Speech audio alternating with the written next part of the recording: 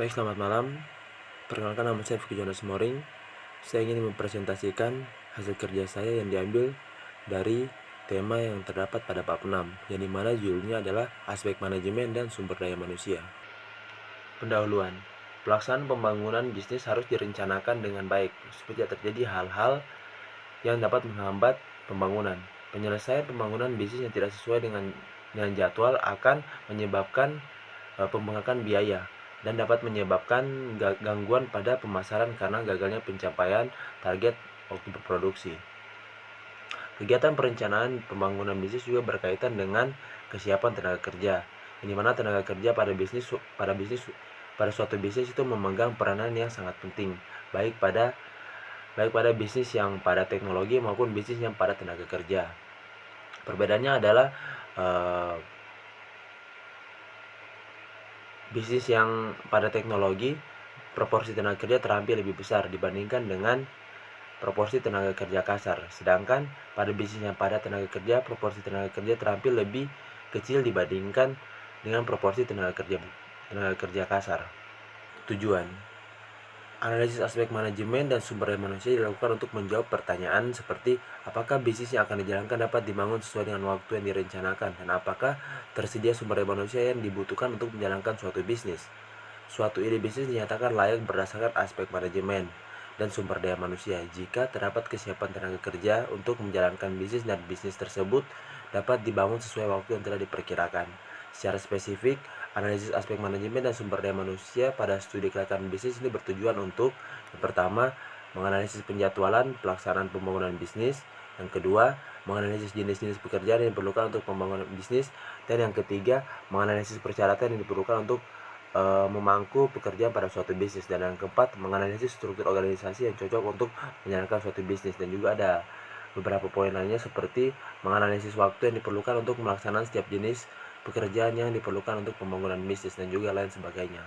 Hal yang perlu dipahami pada bab ini, dasar-dasar manajemen proyek sedikit diulas, yaitu seperti perencanaan proyek dan dasar-dasar manajemen sumber daya manusia yang terdiri dari deskripsi jabatan, spesifikasi jabatan, struktur organisasi, dan pengadaan karyawan. Nah, perencanaan proyek itu merupakan usaha untuk membuat dan menentukan apa yang harus dicapai pada suatu proyek, kapan dan bagaimana proyek tersebut dilaksanakan. Pengertian perencanaan dan penjadwalan proyek dalam hal ini adalah perencanaan dan penjadwalan pembangunan pada suatu bisnis. Deskripsi jabatan. Deskripsi jabatan itu merupakan uraian tentang tugas, kewajiban suatu jabatan tertentu. Dengan adanya deskripsi jabatan, pembaca diharapkan mengetahui selak-beluk pekerjaan, mulai dari fungsi pekerjaan, tugas, tanggung jawab, dan wewenang, dan juga pengawasan yang diberikan dan diterima. Untuk spesifikasi jabatan itu merupakan suatu komponen penting dalam proses seleksi para karyawan yang ingin masuk. Dalam spesifikasi jabatan dijelaskan juga secara rinci mengenai tugas dan tanggung jawab yang harus dilaksanakan dalam suatu jabatan itu. Spesifikasi jabatan juga itu membuat persyaratan khusus yang harus dipenuhi oleh calon karyawan. Nah, untuk struktur organisasi itu adalah susunan dan hubungan-hubungan antar komponen bagian-bagian dan posisi-posisi dalam suatu organisasi. Struktur organisasi itu menggambarkan peran formal dan prosedur, dan juga mekanisme pengawasan, kewenangan, dan proses pengumpulan kebijakan.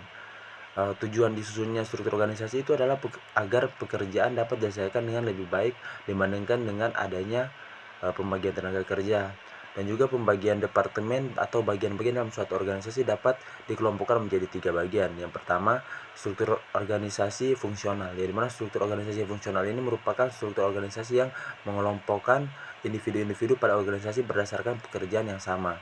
Dan yang kedua, ada struktur organisasi produk, di mana struktur organisasi produk ini merupakan struktur organisasi yang mengelompokkan individu-individu pada organisasi berdasarkan jenis produk yang dihasilkan atau dipasarkan. Dan yang ketiga adalah struktur organisasi matriks, di mana struktur organisasi matriks ini merupakan kombinasi dari struktur organisasi fungsional dan juga struktur organisasi produk. Pada struktur organisasi matriks ini, seseorang dalam organisasi memiliki dua posisi, baik fungsi maupun posisi pada produk yang dihasilkan atau dipasarkan. Setelah itu adalah pengadaan karyawan. Jadi pengadaan karyawan itu adalah proses untuk mendapatkan tenaga kerja yang sesuai dengan kebutuhan perusahaan. Jadi pengadaan karyawan itu merupakan salah satu fungsi utama dalam manajemen sumber daya manusia. Dan juga ada beberapa langkah yang dapat dilakukan dalam proses pengadaan karyawan, di mana pertama menganalisis kebutuhan posisi, yang kedua merencanakan proses rekrutmen, dan yang ketiga memasang lowongan, dan keempat memproses lamaran kerja dan melakukan wawancara. Dan juga yang terakhir adalah memilih kandidat yang cocok untuk memberikan kesempatan untuk bekerja. Baik, setelah itu sumber data. Jadi sumber data itu diperlukan untuk menganalisis manajemen dan sumber daya manusia dalam studi kelayakan bisnis. Nah, untuk analisis data ada dua, yang pertama data primer dan data sekunder.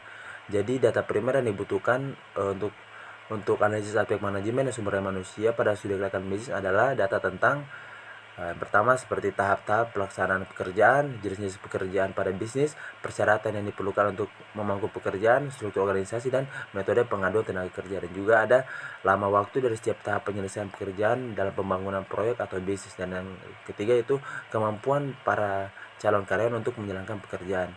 Dan setelah itu data sekunder. Nah, data sekunder itu yang dibutuhkan untuk analisis aspek manajemen sumber manusia adalah data tentang kondisi pasar tenaga kerja dan juga literatur yang berkaitan dengan penjadwalan proyek, perencanaan tenaga kerja, dan juga pada umumnya literatur yang membahas penjadwalan proyek adalah buku-buku manajemen operasional dan operational research. Sedangkan buku yang membahas perencanaan tenaga kerja adalah buku manajemen sumber daya manusia.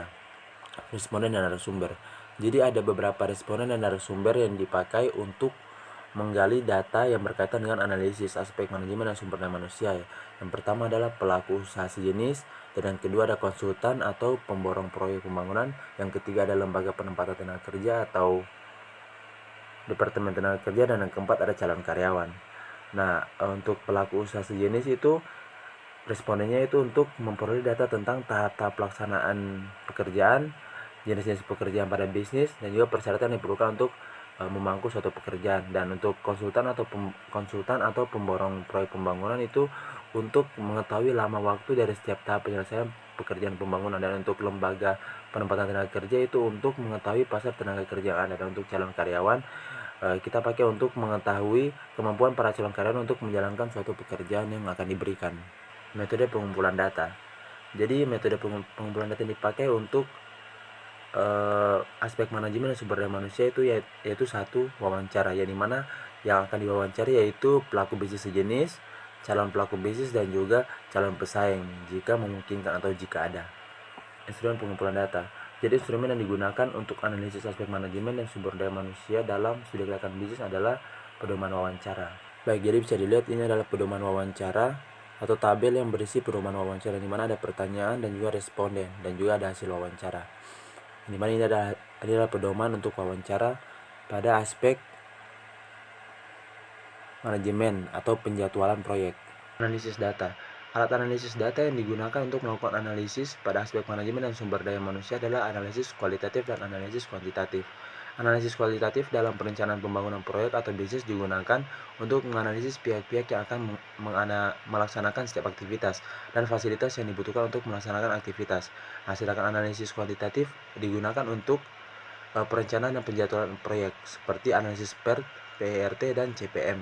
Kesimpulan. Jadi kesimpulan aspek manajemen dan sumber daya yang dilakukan dengan menganalisis kemampuan calon pelaku bisnis yang sesuai dengan waktu yang telah direncanakan dan menganalisis ketersediaan sumber daya manusia yang dapat mengelola keuangan bisnis pada masa yang akan datang.